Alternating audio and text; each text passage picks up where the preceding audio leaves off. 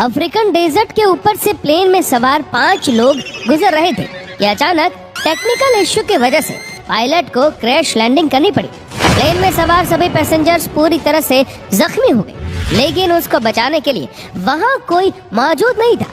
4 दिन तक बगैर खाए पिए जंगली जानवरों के बीच रहकर आखिर किस पैसेंजर की वजह से सभी की जान बचा ली गई और उसने ऐसा क्या किया कि सब बच गए। देखने के लिए वीडियो अंत तक जरूर देखें। ये सेस्ना प्लेन कलाहारी डेजर्ट के ऊपर से गुजर रहा था। इसमें बैठे 5 लोग अपनी जिंदगी का यादगार सफर कर रहे थे। जमीन पर वाइल्ड लाइफ और वीरान रेगिस्तान के नजारों को आसमान से देखना वाकई सिर्फ चंद लोगों को ही नसीब होता है, और उनका यह हसीन सफर जल्द ही उनकी जिंदगी का बदतरीन सफर बनने वाला था।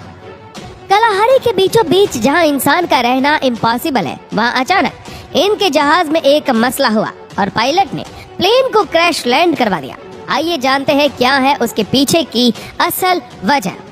साउथ अफ्रीका में मौजूद Kalahari desert 9 lakh square kilometre के एरिया पर फैला दुनिया का 6ठा सबसे बड़ा डेजर्ट माना जाता है।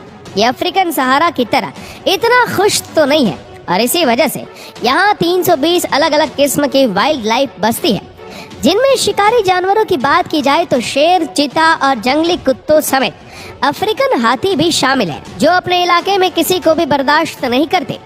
इस वाइल्ड लाइफ को देखने के लिए दुनिया भर से लोग साउथ अफ्रीका में डेजर्ट सफारी के लिए जाते हैं।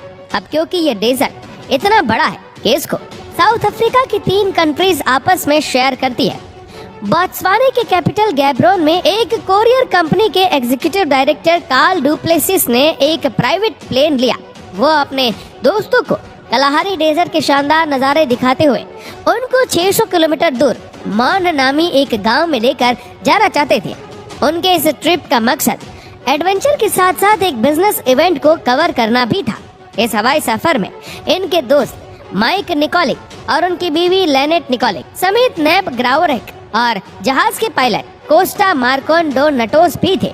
ये जहाज ट्विन इंजन सेस्ना 414 था, जिसमें ये 5 लोग बहुत एक्साइटेड होकर सवार हो गए। टेक ऑफ करते ही जहाज कलाहारी के ऊपर से होता हुआ मॉन की तरफ रवाना हुआ। ये सफर था तो 2 घंटे का, लेकिन 1 घंटे के बाद लेनेट, जो कि पहले ही बहुत घबराई हुई थी, उसने प्लेन के एक विंग में से ऑयल लीक होता हुआ देखा। पहले तो उसने समझा कि ये नॉर्मल है, लेकिन फिर उससे रहा नहीं गया और उसने अपने हस्बैंड से ये बात शेयर की। जब पायलट कोस्टा को बताया गया तो उसने एहतियातन प्लेन का वो इंजन बंद कर दिया जिससे ऑयल लीक हो रहा था। पायलट के हिसाब से इसमें कोई खतरे की बात नहीं थी, क्योंकि सेस्ना 414 में अभी भी एक इंजन बचा था, पर क्योंकि अफ्रीकन डेजर्ट में कड़कती गर्मी की वजह से यहाँ की हवा बहुत पतली और शुष्क होती है, इसी वजह से प्लेन को अपना एल्टीट्यूड मेंटेन करने के लिए दोनों इंजन की पावर रिक्वायर्ड थी। प्लेन अब आहिस्ता आहिस्ता नीचे आता जा रहा था। पायलट ने इमरजेंसी में गैब्रोन कंट्रोल टावर से कांटेक्ट किया, लेकिन बदकिस्मती थी उनकी कि कलाहारी के बीचों बीच रेडियो भी काम करना छोड़ गया था। अब जहाज को बचाने का एक ही तरीका था कि इसको खुद से किसी सीधी जगह पर लैंड करवा लिया जाए। ये जहाज वैसे ही काफी कम एल्टीट्यूड पे था, इस वजह से पायलट को जल्द ही कोई लैंडिंग स्ट्रिप ढूंढनी थी। पायलट को नीचे सिर्फ छोटी बड़ी चट्टानों और झाड़ियों के सिवा कुछ नजर नहीं आया, यानी कोई प्लेन जगह नहीं थी। अब सिर्फ एक ही ऑप्शन था और वह था अपनी जान बचाना। पायलट ने सबको ब्रेस पोजीशन में आने को कहा और जहाज को झाड़ियों के बीच में ही क्रैश लैंड करवा दिया। क्रैश लैंड होने से पहले अंदर बैठे पैसेंजर्स को सिर्फ इतना याद था कि जमीन से बहुत करीब पहुंचने पर उनको कई जानवरों के झुंड भागते हुए दिखाई दिए। चंद मिनटों में जब सबको होश आया तो चारों तरफ सिर्फ धुआं और आग थी। लेनेट का हाथ जल चुका था और नेब ग्रावरेक की शायद लंग्स डैमेज हो गई थी, क्योंकि उसको सांस नहीं आ रही थी। फिर सबने मिलकर नेब को प्लेन से बाहर निकाला और दरख्त के सहारे सीधा खड़ा कर दिया। इन दोनों के अलावा बाकी तीनों को कोई सीरियस चोटें नहीं लगी थी। अभी उन्होंने खुद को संभाला ही था कि प्लेन से लीक होने वाले फ्यूल ने आग पकड़ ली और पूरा प्लेन एक जोरदार धमाके से फट गया। आपको यहाँ बताते चले कि हर प्लेन में एक इमरजेंसी ट्रांसपोंडर होता है, जो रेडियो खराब होने की सूरत में प्लेन के लोकेशन कंट्रोल टावर को भेजता है। जब पायलट ने ये एतराफ किया कि सेस्ना 414 में इमरजेंसी ट्रांसपोंडर नहीं है, तो सबके पैरों तले जैसे जमीन ही निकल गई। यानी इसका मतलब था कि इतने बड़े डेजर्ट में उनकी लोकेशन अब किसी को भी मालूम नहीं है। कलाहारी के किसी वीरान हिस्से में ये लोग दरख्तों के बीच में फंसे हुए थे। यहाँ ना इनके पास अब पीने को कुछ बचा था और ना ही खाने को। 2 जनों को जल्द से जल्द हॉस्पिटल पहुँचाना बहुत जरूरी था, क्योंकि वो जिंदगी और मौत के बीच में लटके हुए थे। सबको यही उम्मीद थी कि जल्द ही कोई रेस्क्यू टीम आएगी और उनको यहाँ से निकाल लाएगी। पर रेस्क्यू टीम तो तब आएगी जब उनको मालूम होगा। बगैर लोकेशन के अगर रेस्क्यू टीम उनको इस वीराने में ढूंढना शुरू भी करे, फिर भी यहाँ तक पहुँचने में उनको कई दिन लग सकते हैं। इतने में दिन ढलने लगा और उन्होंने प्लेन की आग को इस्तेमाल करके एक बॉन फायर लगा ली। सारी रात खूंखार जानवरों की आवाजें इनको झाड़ियों से आती रही है, लेकिन शायद वो बॉन फायर ही थी जिसने जानवरों को दूर रखा हुआ था। अब दूसरे दिन का आगाज हो चुका था, लेकिन रेस्क्यू टीम का दूर दूर तक कोई नामो निशान नहीं था। 5 की हालत बद से बदतर होती जा रही थी। डिहाइड्रेशन की वजह से इनके गले सूख चुके थे। सुबह सवेरे इन्होंने पत्तों पर पड़ने वाली औस को पीना शुरू कर दिया, पर अभी चंद कतरे ही पिए थे कि सूरज सर पे आने लगा और ये औस भी गायब हो गए। इतने में दूर से इनको किसी जहाज की आवाज सुनाई दी। इस उम्मीद में कि रेस्क्यू टीम यहाँ तक पहुँच गई है, इसीलिए इन्होंने आसमान में अपनी नजरें जमा ली।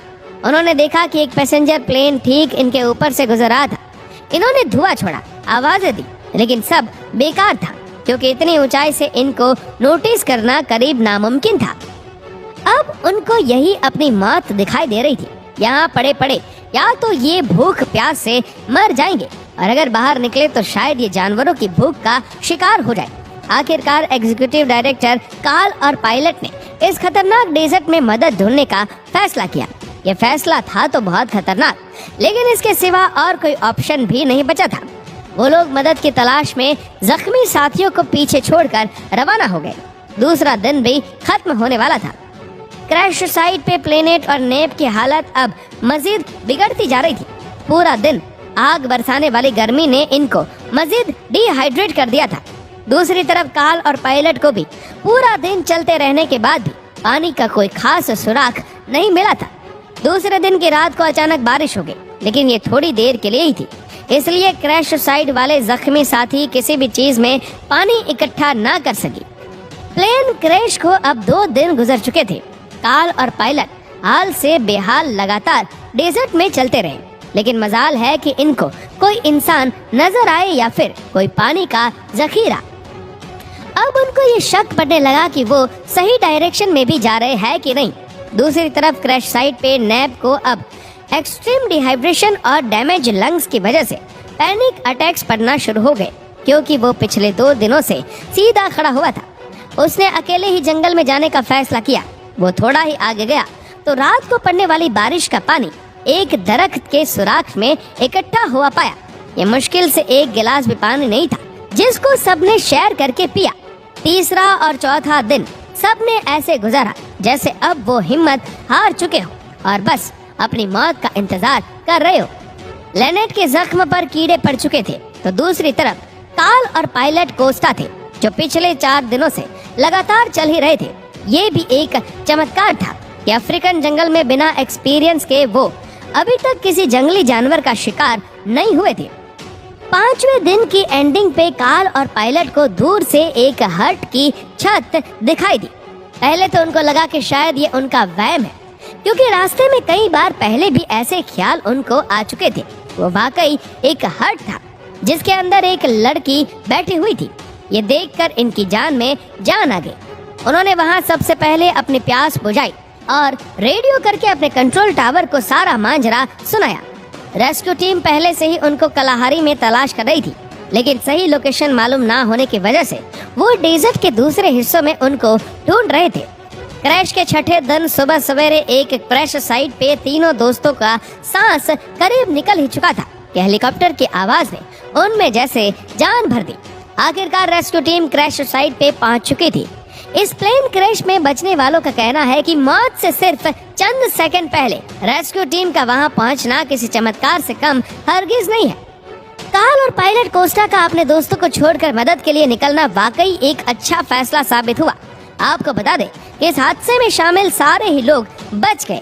ये वीडियो आपको कैसा लगा हमें नीचे कमेंट करके जरूर बताएगा। और इस वीडियो को आप अपने तक सीमित ना रखें, जितना हो सके इस वीडियो को शेयर करें फेसबुक पर, व्हाट्सएप पर, यूट्यूब पर। और ऐसे ही और भी इंटरेस्टिंग वीडियोस को यूट्यूब पर देखने के लिए नीचे कमेंट सेक्शन में लिंक दी गई है, जिसके ऊपर क्लिक करके हमारे चैनल को आप सब्सक्राइब करें और बेल आइकन दबाएं, ताकि हमारे हर लेटेस्ट वीडियो की अपडेट्स आपको मिलती रहे सबसे पहले। और आप हमारे फेसबुक पेज को फॉलो करना मत भूलना।